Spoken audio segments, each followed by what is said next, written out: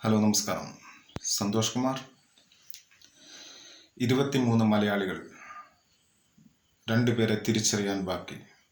45 ഇന്ത്യക്കാർ, 3 ഫിലിപ്പീൻസ് പൗരന്മാർ.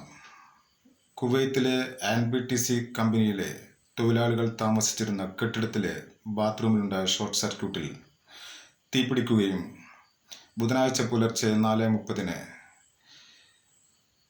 പുക ശ്വസിച്ചും കെട്ടിടത്തിൽ നിന്നും താഴോട്ട് ചാടിയും 49 പേർ മരണപ്പെടുകയും 50-ലേറെ പേർക്ക് ഗുരുതര പരിക്ക്. പരിക്കേറ്റവരുടെ ചികിത്സ കുവൈത്ത് ആസ്പത്രിയിൽ നടത്തും. മരിച്ചവരുടെ മൃതദേഹങ്ങൾ C-130J വ്യോമസേന വിമാനത്തിൽ കൊച്ചി വിമാനത്താവളത്തിലെത്തിക്കും. പത്തനംതിട്ട സ്വദേശികളായ 6 പേർ, കൊല്ലം സ്വദേശികളായ 3 പേർ, കോട്ടയം സ്വദേശികളായ 2 പേർ, തിരുവനന്തപുരം സ്വദേശിയായ ഒരാൾ, മലപ്പുറം സ്വദേശികളായ 2 പേർ, കണ്ണൂർ സ്വദേശികളായ 2 പേർ, കാസർഗോഡ് സ്വദേശികളായ 2 പേർ. തീപിടുത്തത്തിന് കാരണമായ ചട്ടലംഘനം ലംഘിച്ച ഒരു കുവൈത്ത് പൗരനും ഒരു വിദേശ പൗരനും റിമാൻഡിൽ.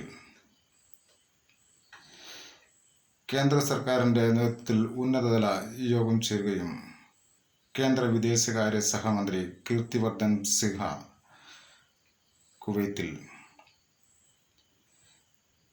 കേന്ദ്ര സർക്കാരിൻ്റെ പൊളിറ്റിക്കൽ ക്ലിയറൻസ് ലഭിക്കാത്തതിനാൽ കേരള ആരോഗ്യ വകുപ്പ് മന്ത്രി വീണ ജോർജിൻ്റെ യാത്ര മുടങ്ങി. സഹായധനം പ്രഖ്യാപിച്ച് NBTC കമ്പനി 8 ലക്ഷം രൂപയും ജോലിയും കുടുംബത്തിന് മറ്റുള്ള ആവശ്യങ്ങളും,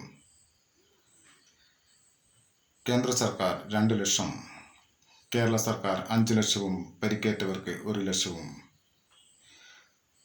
വ്യവസായി രവി പിള്ള 2 ലക്ഷം, MA യൂസഫ് അലി 5 ലക്ഷം, കുവൈത്ത് സർക്കാരും സഹായം പ്രഖ്യാപിച്ചിരിക്കുന്നു.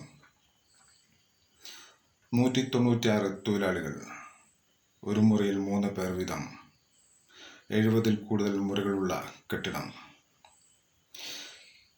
അതികഠിനമായ ചൂട് അനുഭവപ്പെടുന്ന കാലാവസ്ഥ, രാവിലെയും 40 ഡിഗ്രി സെൽഷ്യസ് വരെ. മരിച്ചവരുടെ ആത്മശാന്തിക്കായി പ്രാർത്ഥിക്കാം. എൻ്റെ വീഡിയോകൾ കൂടുതൽ കാണുന്നതിന് വേണ്ടി ഷെയർ ചെയ്ത്, സബ്സ്ക്രൈബ് ചെയ്ത്, ലൈക്ക് ചെയ്ത് സഹകരിക്കും.